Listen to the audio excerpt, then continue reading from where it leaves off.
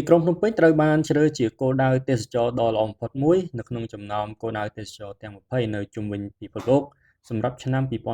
2026នេះបើផ្អែកតាមការចុះផ្សាយរបស់សារព័ត៌មាន BBC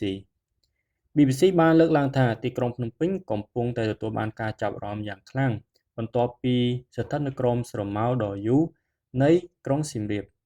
ទីក្រុងមួយនេះកំពុងតែបោះជំហានទៅមុខដោយជឿជាក់ទៅកាន់ឆ្នាំ2026ជាមួយការសម្ពោធប្រលានយន្តហោះអន្តរជាតិតេជោដែលជាគម្រោងហេដ្ឋារចនាសម្ព័ន្ធដ៏ធំបំផុតមួយរបស់កម្ពុជាដែលពុំធ្លាប់មានពីមុនមកស្ថានីយ៍អ្នកដំណើរដ៏ទំនើបដែលបានតុបតែងលម្អដោយព្រះពុទ្ធបដិមាដ៏ធំមួយនេះគឺសង្ឃឹមថានឹងពង្រីកការមកដល់ភ្ញៀវអន្តរជាតិកាន់តែច្រើនឡើងនៅក្នុងឆ្នាំ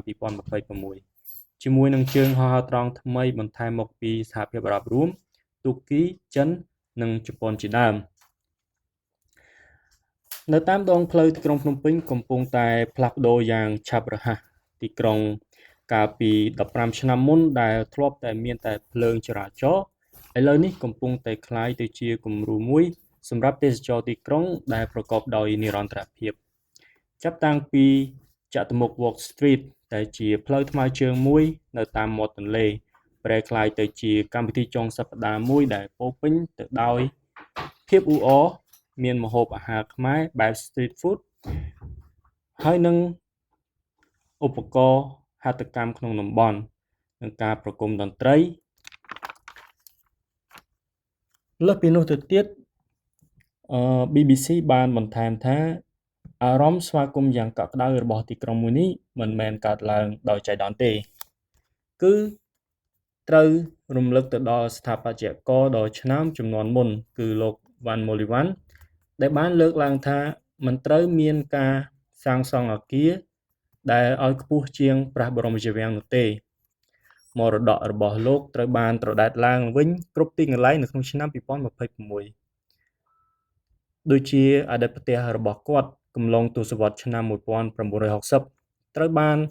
រចនានិងបើកទៅជាហាងកាហ្វេនិងជាសារមន្ទីរដ៏តូចមួយដែលជាការជំរុញទៅដល់ស្ថាបត្យករជំនាន់ក្រោយរបស់កម្ពុជាខណៈដែលអគារបែបទំនើបផ្សេងទៀតត្រូវបានកែលម្អឡើងវិញដោយអ្នកច្នៃប្រឌិតវ័យក្មេង